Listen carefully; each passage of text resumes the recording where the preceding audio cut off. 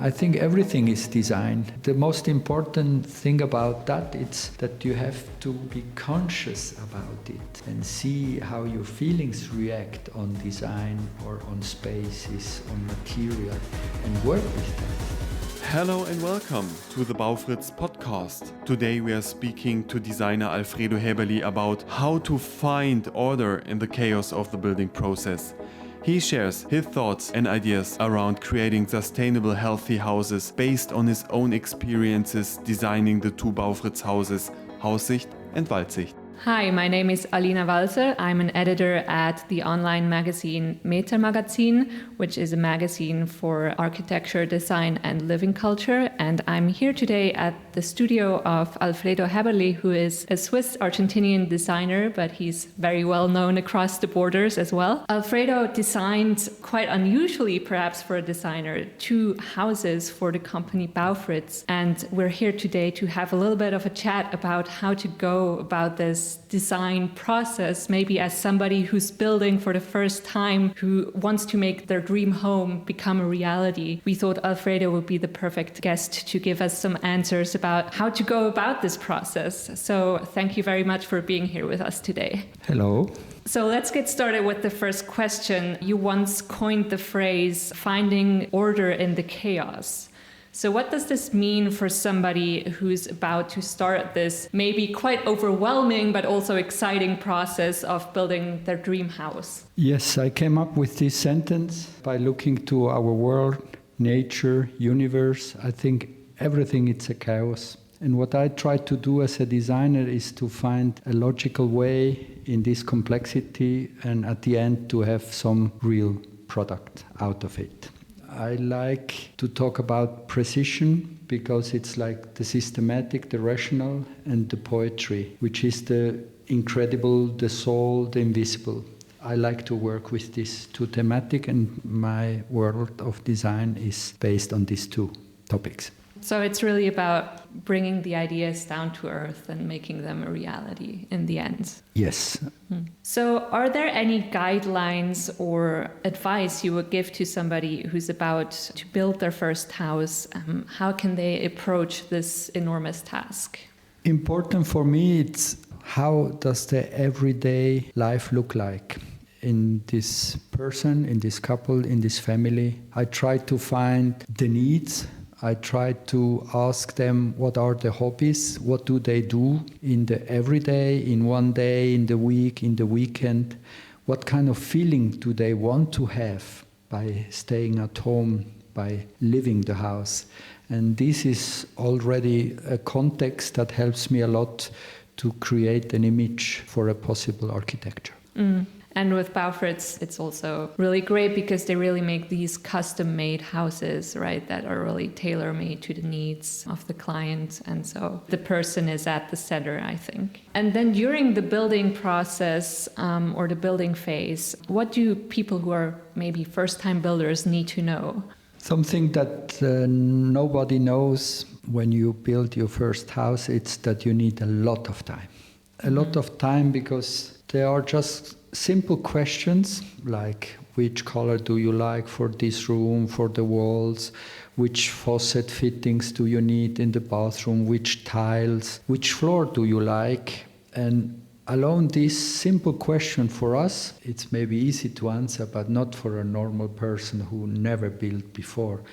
And I think it's extremely important to know that building means to have time.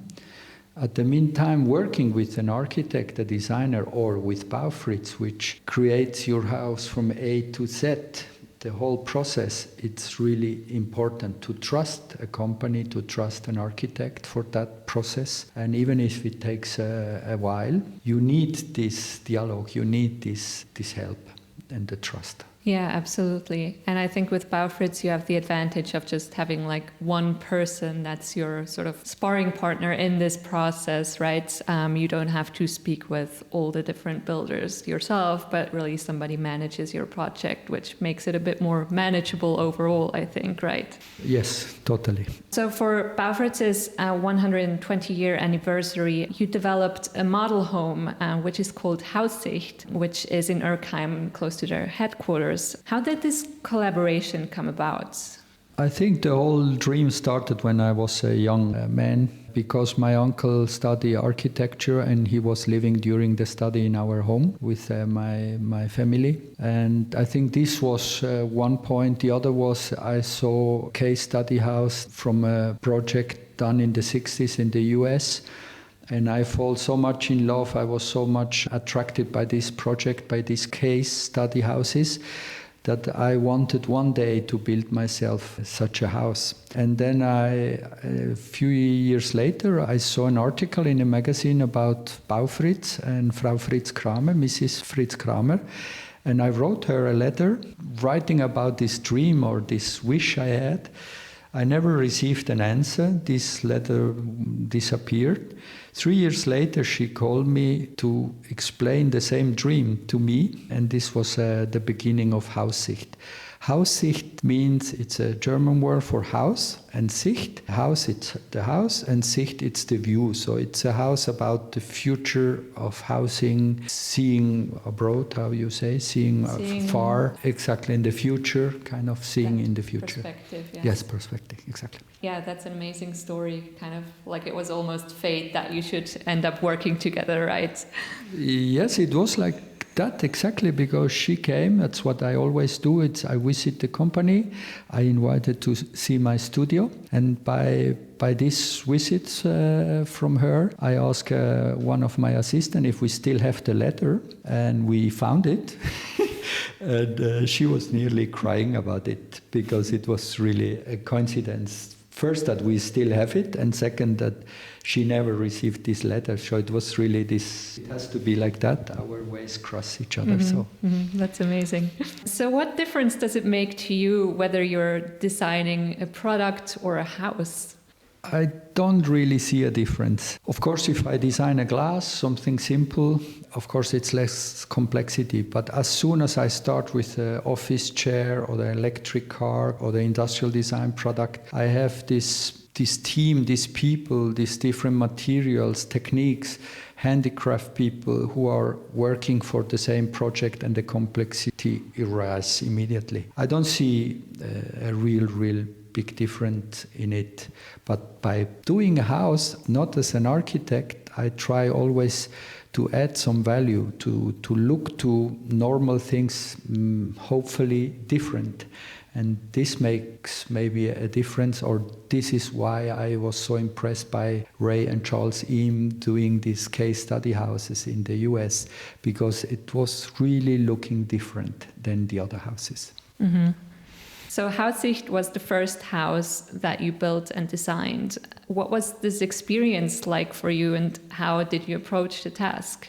I tried to find new thematics, which was until then for myself, of course, but was not so obvious. So as an example, I put the sleeping room in the ground floor.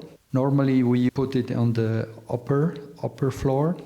Which is strange for me, because you go there to sleep and you close your eyes and you have the most fantastic view.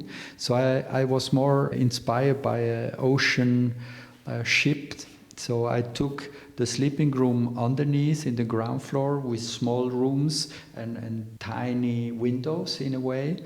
And then on the upper floor with the desk, the view, the terrace, with the nice view, which the name came from. And also the roof looks like a construction of a boat. So I was very inspired by the typology of a ship. These are one thematic. The other was I tried to give to the rooms, to the sleeping room, to every room a neutrality. Neutrality means that I wanted to create rooms which give a freedom for different uses after the time. This thematic by the different generation over the time, how it changed. When the children rise up, when they get adults, when they go away, then I'm able to use the same room for an office or for a sewing room or for a yoga room. This was my aim, adding value to the existing architecture. So you already mentioned that you drew inspiration from a ship for this project. Were there any other sort of big design ideas or thoughts behind Haussicht? Yes, of course. The main thematic that Baufritz has is ecology and biology. And for me, it was totally clear that's the only way to go in the future. I like this a lot, and it was the big challenge I ever had. It's a thematic that I was dealing with, but not in such a high level. And so I'm very proud about it because I really was able to build my dream in reality with this extremely strong context. Yeah, and I think your house, Haussicht, which can also be viewed in Erkheim, really shows this versatility that Baufritz has with their timber construction. You can really make your dream, whatever your aesthetic sensibilities might be, come true in a way. I mean, we have to say that it's one of the most intelligent material ever, wood. You can build tremendous things from boat to planes. The first planes were done in wood, just imagine. And it just grows again. And you can dismount it easily. For me, it was extremely important to discover again this material, which you can really do whatever you have in mind. Yeah, absolutely. And of course, it's also recyclable, which is one of the unique features of Baufritz houses, that they're completely recyclable, which is kind of amazing if you think about it. So what drew you to working with Baufritz initially, and what was your experience like working with them? I had fantastic professionals with me. It was a fantastic cooperation with the engineer, with the handicraft people, with all the technicians behind it. And of course, it's always a challenge because I have to convince them for my vision, and we did it together. So this is very, very nice. And I have to say that when we finished the house, it was a very emotional moment to stay with all the people who worked once in this house. They came to have a beer together, and it was a fantastic moment because you saw then how many professions that are coming together, and to see all these people and have a drink together was one of the most beautiful moments, to staying there in the terrace. Fantastic also about the house was that we all had place enough to stay there. So it's a big house with the lake in the middle, in between the two houses. And some of them, they went to swim afterwards. Yeah, so happy we're there. That sounds like a great party. So this first collaboration with Baufritz obviously was a success, and you went on to do another joint project, which is called Waldsicht, which is again a German composite word of Wald, which means forest, and Sicht, which means view. So I would imagine you have a view of the forest from this house, and it's located close to Bern in Switzerland. What makes this building unique? Of course, like every building has a location, a context. In this case was a beautiful one because it's just on the border of a forest, with a view to the forest, but also to a view for the mountains far away. This was one interesting aspect. And the other was that the couple who wanted to build this house was very sensitive on the thematic of ecology, which was for me totally clear that I would do it immediately with Baufritz. And we went to see Haussicht, and they fall in love with a lot of details that then we also could use it and implement to Waldsicht. We already kind of mentioned it, every house has a context, but how important is the relationship of the building to its natural surroundings to you, and how did this influence your design process for Waldsicht? Behind the forest was a pintoresque and nice view to have.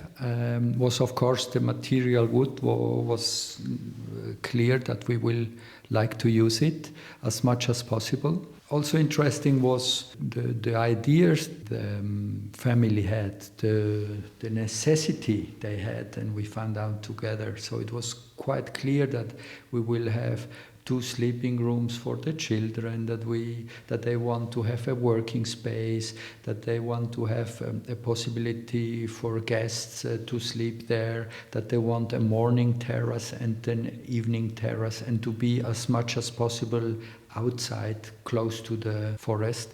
So this was the context for this project. In this case, it was more vertical than horizontal because of the circumstance of the context.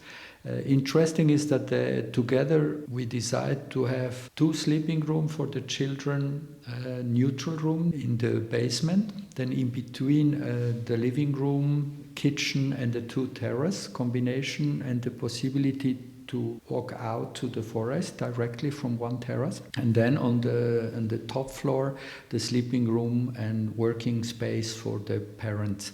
And it's interesting because you cannot imagine how quick these children disappear from home. They go to the city to study, they are away in 20 years, they are away. They are already 7 and 9. So in next 10 years, they will be away from these rooms. So for me, it was important to create spaces that are neutral in the meantime, to give this house the possibility to change over the years with the functions. That was very important, and it is for every project I do. Yeah, of course. Also, this like longevity and this durability of these houses is another part of their sustainability also, because the longer something lasts, the more sustainable ultimately, right? Exactly, and it's good if it ages well. I not only mean the patina of a material, the quality of a material, I mean the concept of the rooms, which is for me important, because maybe when you are a family and you are young, you need different corners, different spaces to avoid maybe, or that each person needs his own space or his own corner. When you are elderly, you need less space, and what do you do with the other rooms or with the space? Can you rent it? Do you have a second entrance which gives you a possibility to have the house splitting into families, whatever? These are at the moment very interesting concepts to work on. Mm-hmm. And you already hinted at it, that you were able to incorporate some ideas from Haussicht into this building Waldsicht. Which ideas were those, and how could you incorporate them? Some of them were more typology-wise, like the structure, how I divided the room, what I explained before, the different floors. But there are also some details which are more aesthetic one, like the timber or the pillars or the balcony or the shade, the sliding shade with our perforated. These are elements that we test already at Haussicht and we implemented again there, which gives a graphic look to the house Waldsicht. Mm-hmm. So I imagine going through this design process with this family who built their own home was quite intense. What was your experience working with this family of 4? They were very committed and challenging, very passionate by the project, and extremely grateful for the process. And that was for us designer, which at the end don't live in this house, kind of a nice moment, yes. Yes. How are they challenging, if I may ask? Challenging because they really wanted to go deeper in the thematic and deeper in their own soul, in their own feelings that they had for living. So when I told you before, like that I have to find out what they really want and how they want to live. And so I started to asking, do you cook? And then they said, what cook? Yeah, sure we cook, but they said, yeah, but how many knives do you have?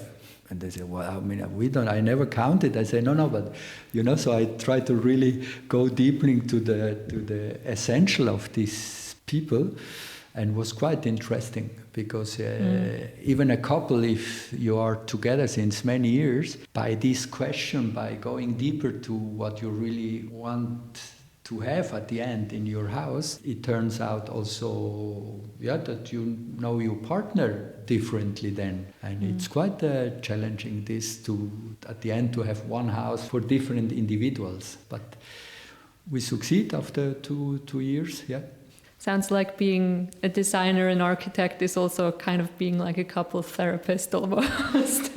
In a way, yes, you have to go deep in, which is, again, it's also part of the trust that then you receive. Of course, I think it's extremely important not to have your ideas implemented in, that's part of their ideas, because they will live there, not you. So this is something that I criticize some of the star architects, which just build for the magazines, for the nice picture, but not for the human being that at the end are living there. Absolutely. So both of the projects you did in collaboration with Baufritz are built to be very long-lasting.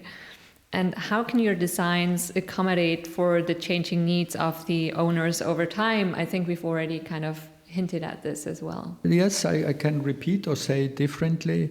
Maybe it's important to create spaces that maybe you don't give a function from the beginning on.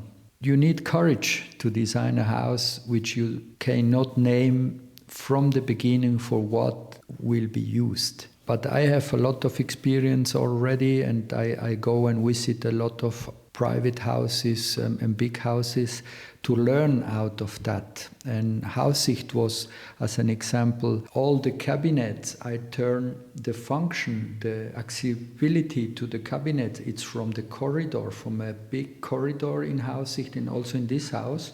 Because of that, I create neutral rooms on the other side, which you don't have to name it for what it is. It has just a square meter surface and a nice window.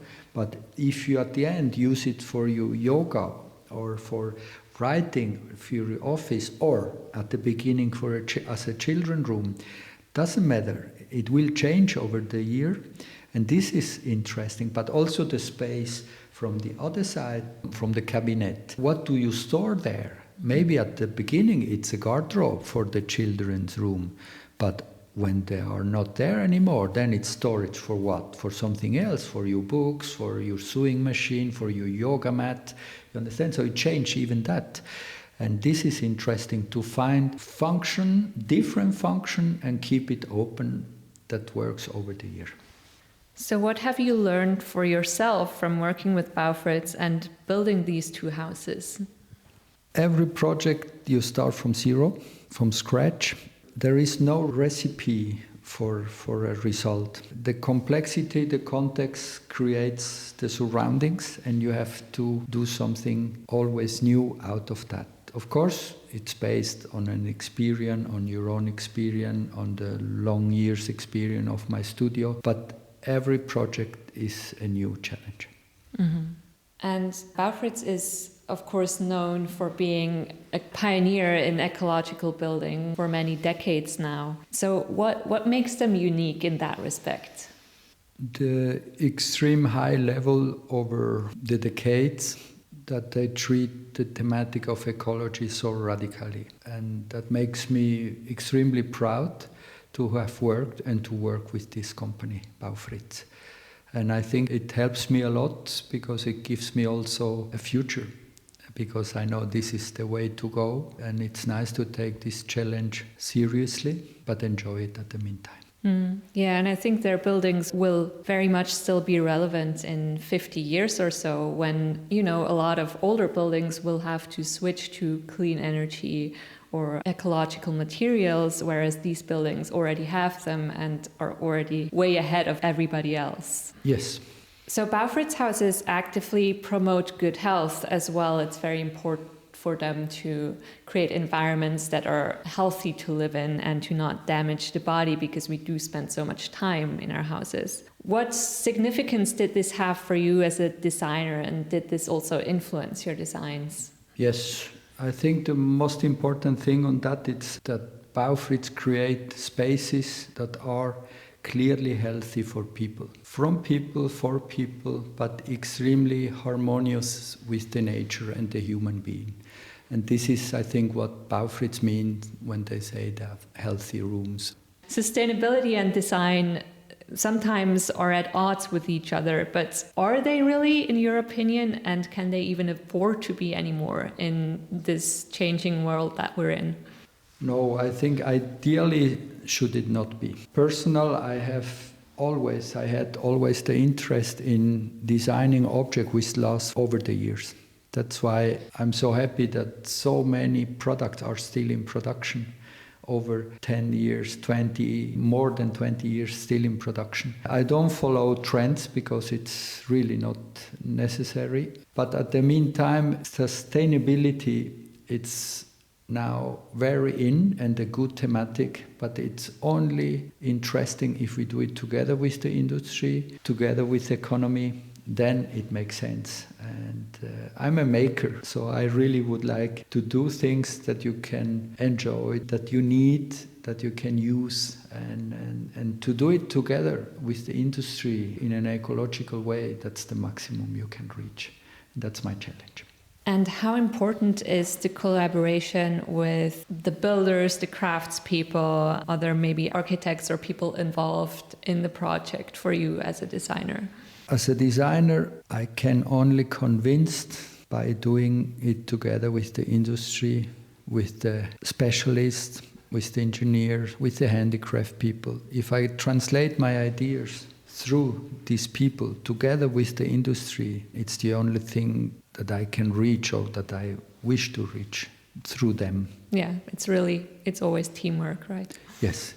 Today it has grown increasingly more important to create the ideal working environment. What does your working situation, your studio or your, working situation at home look like? As a designer, I'm lucky to be responsible for ideas.